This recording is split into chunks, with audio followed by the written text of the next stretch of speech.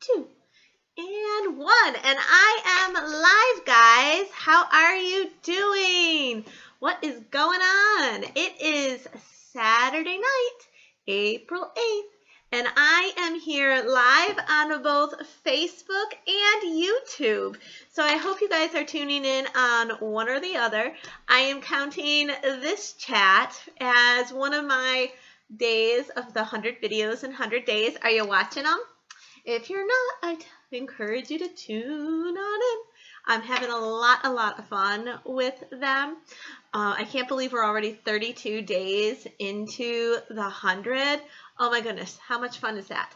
Another lot of days to go. But I haven't run out of content yet, and I don't think I'm going to. So I am here tonight, because I'm not here to talk about the 100 videos in 100 days. I am here to talk about spirit guides. Fortunately, there's been folks who have already submitted their questions, so I'm going to be going through those. If you guys have any questions and you are live, shoot them my way, and I will try to get to all of them. So I am going to start with the question from Teresa. Can guides join and leave at different times in our lives, or are they with us throughout? Well, our guides, there are some that are with you throughout your entire lifespan, but then there are other guides who just sort of pop in when they are necessary or when you call upon them, when you need them. Think for a moment, I always like to liken guides to those professors who are your mentors, your advisors, and then those teachers' aides, those tutors you use to be helping you along the way. And so when it comes to spirit guides, your advisors, your faculty advisors, your mentors, those guides, they are with you throughout your duration here on Earth. They know what your goals are. They know what you hope to achieve. Their goals align with yours. And they have the skills to be helping you with anything you should encounter when it comes to your life purpose. But not everything we encounter in life is just for that life purpose. Think about when you're in college. There are classes you have to take, such as, say you're a science major, you're a chemistry major, and you're taking all sorts of chemistry classes. You may have to take an English class, a communications class. You may have to take a gym class to be able to graduate at the end of your 4 years. You may really struggle in those classes, and that is when some of these other guides pop in for that moment, like the tutor, the teacher's assistant, who's helping you get through that class that is difficult. Because if you think about it, taking that English class when you're the chemistry major, it's not helping you towards your end of your degree. But it is incredibly helpful and makes you a well-rounded individual. So that's when you can call in some of the extra help, and that's when extra guides call in. The great thing about them is they will pop in with you, those extra guides, whether you know it or not. You can call on them, or you don't have to. If you call on them, you can get help from everything. And you've probably heard me joke in the past about my spirit guides who help with parking. I use them all the time for that. And while they are not necessarily necessary for me to be accomplishing my life purpose, they are amazing at helping me with the small things in the day-to-day. So that's a little bit about where the guides are here and where they're not here. And if they come in and they leave throughout your life. So it says, how is it determined whether you have more than one? That's the next part of this question. The part of whether you have more than one, it's the how much help do you need at that point in time. Think about the times in your life when you are stressed out. The more stressed out you are, the more challenging a time it is during your life, the more guides you're going to have. Just like you have those reinforcements here on Earth, you have those reinforcements coming in from the other side. And that's really what determines whether you have more than one. Also, if you're one who calls in more help is going to come. You're only limited by the amount of times you call for assistance. So don't be shy. ask for that help. Guides, they're there. They want to help you. It helps them grow. You're doing them a favor, just like they're doing you a favor. They're scratching your back, you're scratching theirs. So do call on them whenever you need them. And then the statement from Teresa, she goes on to say, I've been told mine is pretty strict and straight-laced. Is that because I need to be guided with a stronger hand? Do guides' personalities influence us, or are they, personality, etc., chosen for a specific reason? And the personalities of guides, they come in so that they can be what you need them to be. If you need that stronger, stricter hand, they're going to be a little bit stronger, a little bit stricter with you. It depends on what your learning style is. Just like someone who needs a slightly gentler approach, those guides are going to be a little bit gentler with the person they're trying to help out. We all know that person who you need to be blunt and say, you know, you're being an idiot for them to get it. And we know those people who you have to be really cautious, because if you say something a little bit too harshly, they're going to take it to heart. And it's going to devastate them. And so we do have that difference. And our guides' personalities are influenced by how they know you need to learn, how you need, who you're going to be attracted to. Because the guides, they are your friends. And they come to you to be able to help you as you see fit.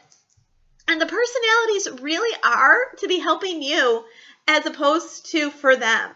As I often state in classes, is guides, they are an elevated individual. They have had many lifetimes.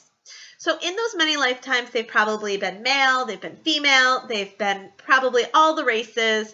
They have most likely had moments where they are feel one way, feel another way.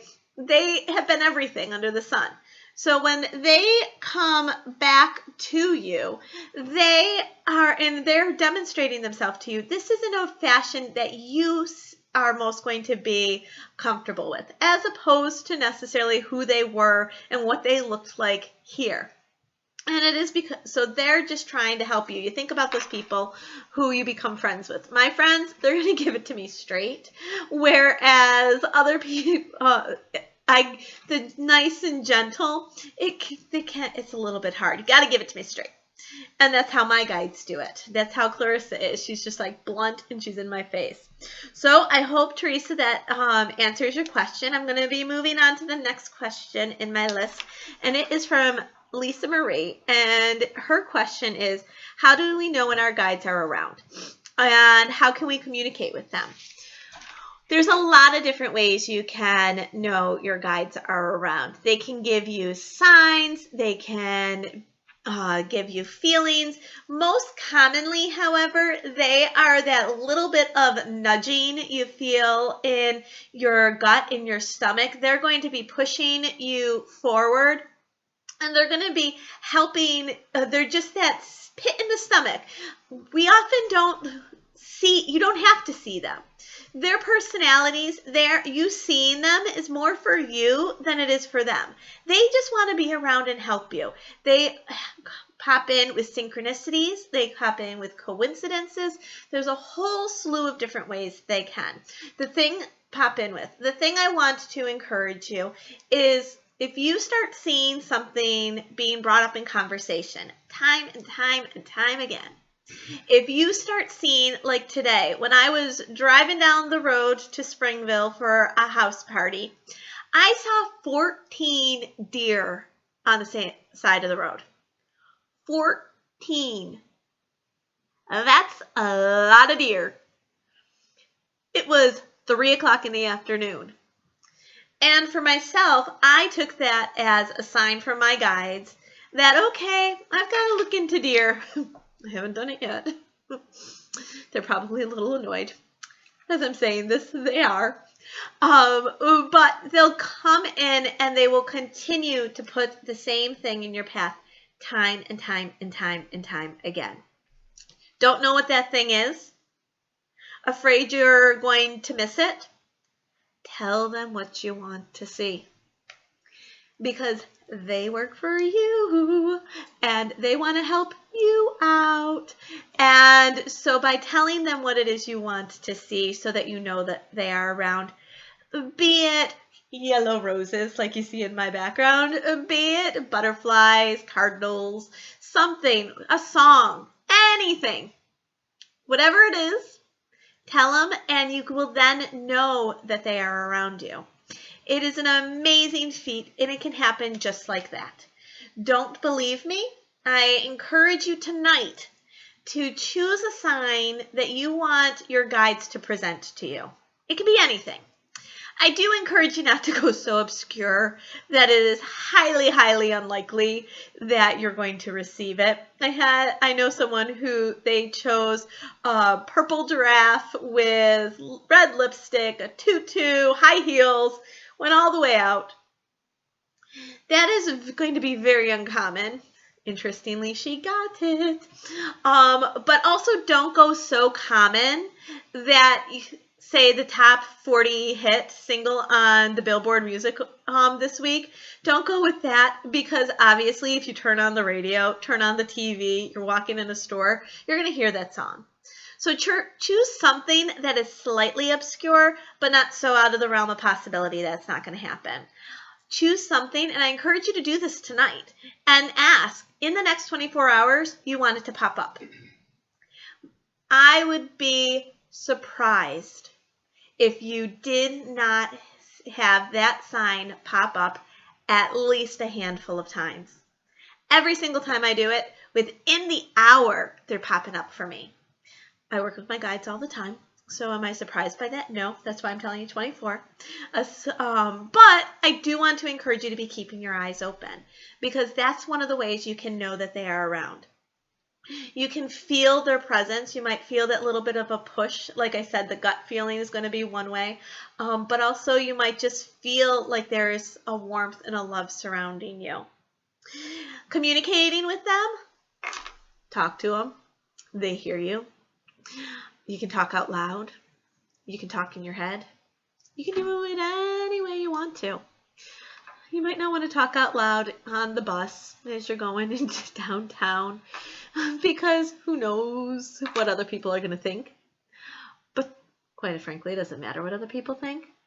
But you can talk out loud to them. You can talk in your head to them, and because they hear you, and you're going to get those nudges. If you get a nudge and it's something you don't like, let them know.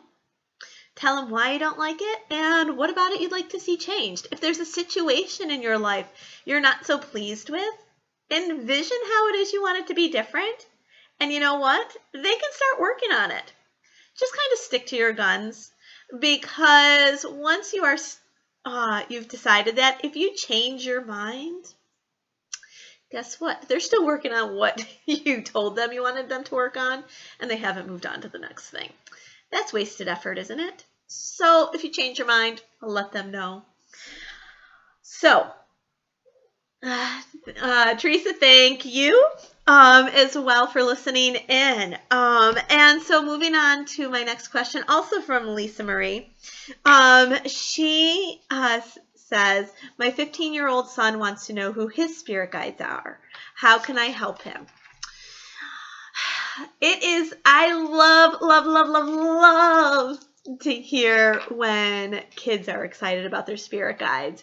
I can remember when I was in middle school, proudly standing up in the middle of class and saying, when we had to present, who is it that you are, who do you admire? That was the question. Who do you admire? And I stood up proudly in class and I'm like, I admire my spirit guide. There was silence. A pin could be heard dropping in that classroom as everyone turned and stared at me like, what the heck is this kid talking about? And I continued on my rant, and I'm like, well, I love my Indian guide because my Indian guide, he protects me. And through meditation, he helps give me signs. Again, Dead silence. You could hear a pin drop. And the teacher, God love her, she was so sweet. She's like, Dawn, that's really interesting. Thank you for sharing. And moved the class on, and nobody said anything. I wasn't mocked at that point for it, which was lovely.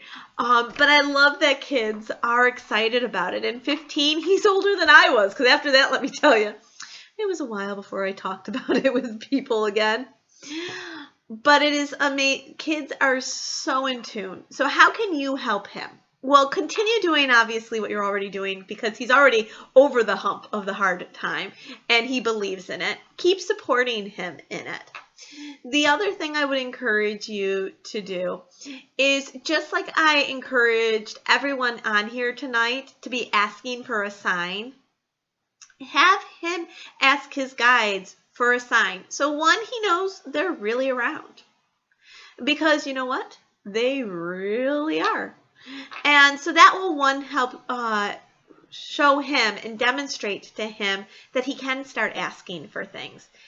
Our communication with guides is not meant to be a one-way street. It's not meant for us just to be communicating with them and them not having the ability to communicate back with us. It is meant to be that two-way street. So by asking for those signs, you're opening that door. So have him start there. I'd also encourage you to then have him ask anything he wants to know about that guide. Be it that he wants to know their name, have him ask the name and see what he feels before he jumps on and is looking to find that name in the wild blue yonder. Ask him, have him feel, okay, what is this? What do I feel like it is? Is it Chuck? Is it Rodney? Is it Ulysses? Like, what feels right? The name ultimately, for spirit guides, is more for us than it is for them. Like I mentioned earlier, they've lived many lifetimes and have gone by many names. But it helps us to be able to give our guides a name, because then it's not the, hey you, can you help me out here? It personalizes them, which is so important to each and every one of us, to be able to feel that closeness with our guides. And then if you can get him to, I know with 15-year-olds it can be a little bit hard, but have him meditate. This can be done during exercise. Say he's a runner. Have him, while he is running, be able to focus on and ask those questions of his guides. If he is washing dishes, anything across the board to be able to do. If he is an artist, a great way for art people to be able to be seeing their guides is to draw them. Just be inspired. That inspiration, it brings out who your guide is. And you might think that, okay, you're making it up in your head. You might be. And there's nothing wrong with that. But quite honestly, if you are feeling inspired, it's them who's inspiring you, not you. You can write about them if he's a writer. Take the talent that he has and have him turn that into some type of meditation, some type of focused intent to be able to bring that guide, that person, to the surface for him. So that is how you can help him. I hope that is helpful. Thank you so much, Lisa Marie, for your questions. I'm going to be moving on to the next question, which is from Kathleen, who says, just had to put my dog down. I am so sorry, Kathleen. It is always so hard when we lose a member of our family, even if they are a fur baby, because I know that at least with mine, they were my first babies. And they truly are a part of the family. So I am sorry for your loss. Fortunately, you can reach them. The phrase, all dogs go to heaven, is true. I loved when I saw something come from the Pope that said, of course your animals are in heaven. And they all do. They all do cross over, and they can come back and be around you. You might feel them, see them, hear them in several different ways. You might hear the scratching of their paws, if the jingling of their collars. You might feel them jump up on bed with you. But if you want to know if they are around, you want to be able to know that they're okay. The same thing that I mentioned with guides, where it was okay, ask them to show themselves. Ask your pets to show themselves. Ask to get that sign. And it may be that you feel them on the bed. It may be that you hear them lapping water, or you're hearing the little paws going. So it is something where I encourage you to be doing that sort of thing. So I hope that answers your question, Kathleen. A question just came in from Mitzi. She says, my dad died 3 weeks ago. Mitzi, my heart breaks for you as well. Oh my goodness. And his garage lights come on every day now for the last 3 days. That is definitely him stepping in and saying hello and letting you know he's okay. Loved ones, communication through electronics, through electricity, that is one of the easiest ways they can signify they are around. It's easy for them to manipulate, and they just want to let you know that they're okay before they can speak and communicate, because it does take some time. That transition over to the other side for some happens instantaneously. For others, I always tell people to be sure that you're going to get them to come through. You want to wait 6 months. It doesn't mean they can't come through sooner. I've had people who have come through a week after they've passed. But it really depends on the spirit. But them showing those signs to let you know that they are around is really their way to just keep on communicating with you. Just like guides, any spirit on the other side wants to be helpful and wants to continue to be with us every single step of the way. And again, Mitzi, I am so sorry for your loss. Moving on to a question that I received from Don. He asked the question, can a family, husband, wife, and kids, have a guide or guides that work for the benefit of the whole family and not just the individual in it? Great question, and the simple answer is yes, they can. And they do, because this family is a unit. The family has their own goals. You figure, if you look at it in an organizational structure and you have a job, each individual has their job and their responsibilities that they are meant to accomplish. Their boss has their goals. The organization has their goals as well. And everybody, in order to be as successful as possible, has to work together, and there's always that person above them that is helping the whole unit grow, be successful, and that they can turn to and can answer to. The guides are the same way. A guide can help that family accomplish what they are meant to as a unit. This can get a little bit sticky because some individual guides can be a little bit stronger than other individual guides. And then you have the whole team come together. You have the person who's the family guides. You have the individual guides for one family member, another family member, and they all have to come to consensus. It can be interesting, let me tell you, because the more heads you get in, the more chefs in the kitchen, can get a little bit messy. However, fortunately, that family guide can know what is good for the whole, and at least can then send their advice back to the other guides to be able to help. Those guides can then advise each individual with that additional knowledge. So that's kind of how that works. And so guys, and thank you, Don, for your question.